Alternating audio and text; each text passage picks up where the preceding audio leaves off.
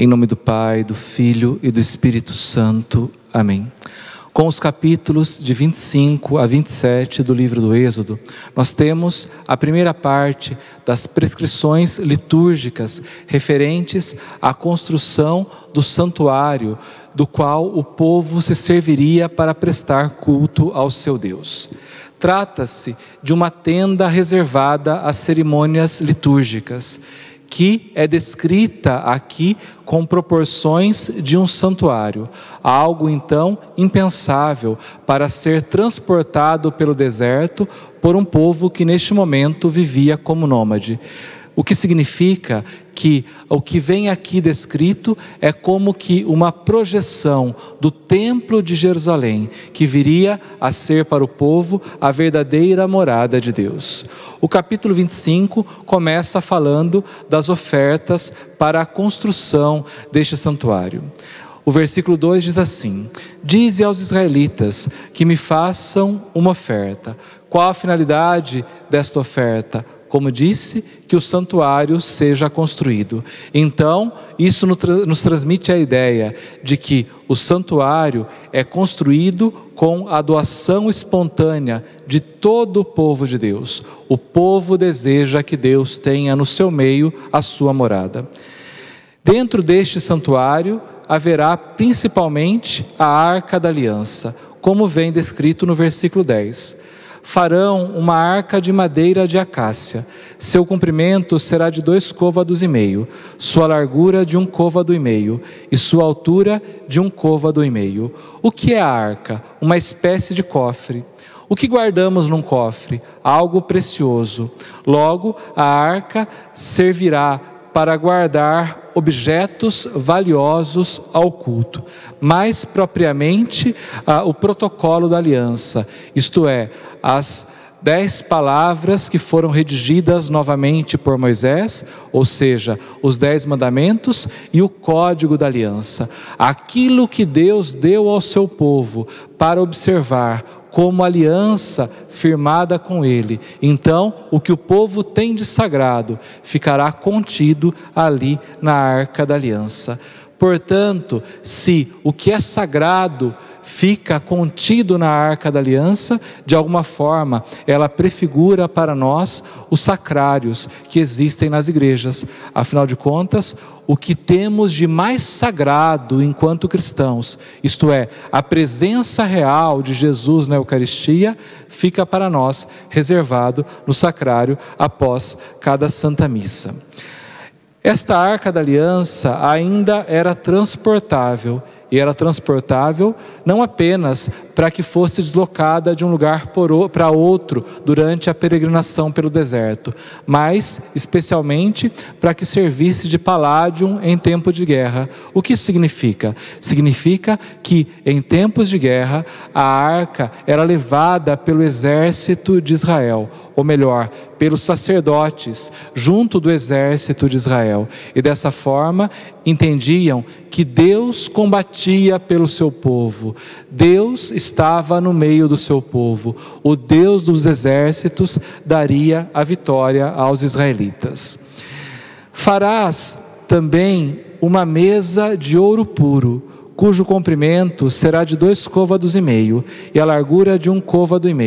Farás 2 querubins de ouro, e os farás de ouro batido, nas 2 extremidades da tampa, um de um lado e outro de outro.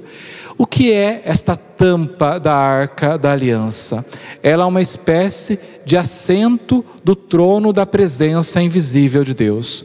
O povo não via Deus evidentemente, porque Deus era invisível ao seu povo, mas ao olhar para a Arca da Aliança e para a tampa que continha a Arca da Aliança, acreditava que Deus estava assentado na tampa da Arca da Aliança, como no seu trono. E por isso, dali, do seu assento, da tampa da arca da aliança, Deus emitia os seus oráculos para orientar o seu povo escolhido através dos seus sacerdotes. E também aceitava dali do seu trono a expiação dos pecados do povo, com o sangue das vítimas que eram oferecidas ali na sua presença. O que são os querubins que haviam ali na tampa da arca da aliança? Os querubins que estavam voltados um para o outro, com a face voltada para baixo, como que guardando a arca da aliança. Os querubins são imagens poliformes. Pense assim, pense na esfinge. A esfinge, ela tem uma cabeça humana e o corpo de um leão. A ideia de um querubim inicial é esta: a cabeça humana, o corpo de um leão, porém alado, ou seja, com asas. Assim os querubins foram representados neste momento. O que deve se observar é que se trata de imagens, e aqui o autor sagrado não diz que são ídolos que eram adorados, mas imagens postas ali na tampa da arca da aliança, na tampa do assento do trono de Deus.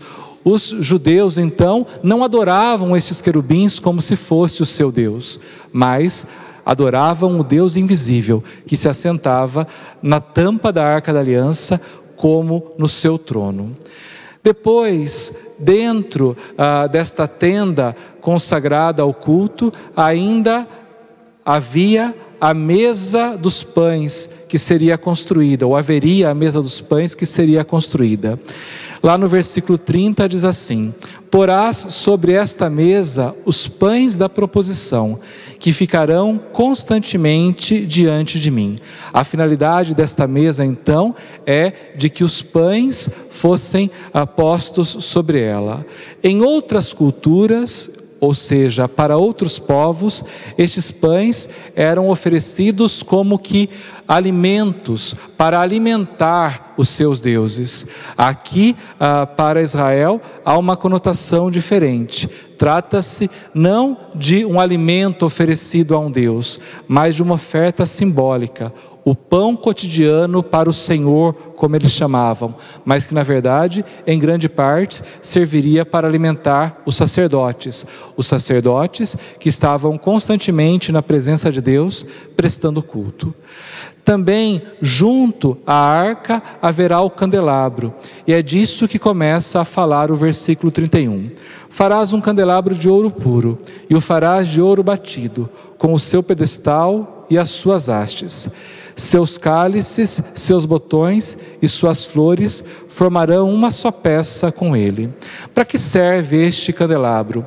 Para iluminar o recinto onde está a presença vigilante de Yahvé.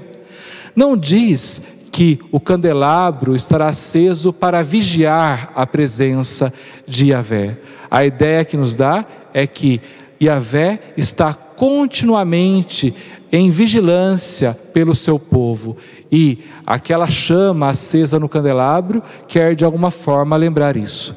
Mais ou menos a ideia que temos nos sacrários das nossas igrejas, porque ele sempre vem iluminado com uma lâmpada, para que assim todo aquele que entra no recinto saiba que ali está a presença real de Jesus na Eucaristia. Deus está presente onde aquela luz o indica. Com o capítulo 26, nós vamos ter a construção do tabernáculo, as informações relativas à construção do tabernáculo. O que vem a ser o tabernáculo? Um recinto dentro deste santuário móvel para reservar ali a Arca da Aliança e os outros objetos sagrados de culto que estavam junto dela. Esse tabernáculo é diferente da antiga tenda do encontro. Você deve se lembrar que no início Moisés se encontrava com Deus numa tenda, que era chamada a tenda do encontro. Nesta tenda, Deus descia e manifestava a sua glória para encontrar-se com Moisés. Agora no tabernáculo será diferente. Deus não vai descer para encontrar-se com o sumo sacerdote. Deus vai residir ali no tabernáculo, assentado no trono que é a Arca da Aliança. Então é o sacerdote quem vai entrar em sua presença. Começa dizendo assim, o versículo 1: farás o tabernáculo com 10 cortinas de linho fino, retorcido, de púrpura e violeta, púrpura, escarlate e de carmesim, sobre as quais alguns querubins serão artisticamente bordados. Cada cortina terá 28 côvados de comprimento e 4 côvados de largura. Terão todas as mesmas dimensões. Aqui, então, este tabernáculo é projetado numa ideia que extrapola aquilo que seria compatível com a realidade do povo ali no deserto, bem como todo o santuário que é construído. Por quê? Porque, como disse de antemão, faz projeção ao santuário, ou seja, ao templo, que será um dia construído em Jerusalém. A ideia aqui então é a de que o autor sagrado transformou o templo de Jerusalém em uma tenda, com vários recintos e átrios. E dentre estes recintos e átrios, este lugar específico, o tabernáculo, onde Deus reside. E novamente aparece ali os querubins que guardam a presença de Deus constantemente. Afinal de contas, Deus como que se aloja, ou virá a se alojar ali neste tabernáculo, junto ao seu povo, quando passar a viver ali. Depois, bem mais adiante, lá no versículo 33, teremos o seguinte: colocarás o véu debaixo dos colchetes, e é ali, atrás do véu, que colocarás a Arca da Aliança. Esse véu servirá para separar o Santo dos Santos.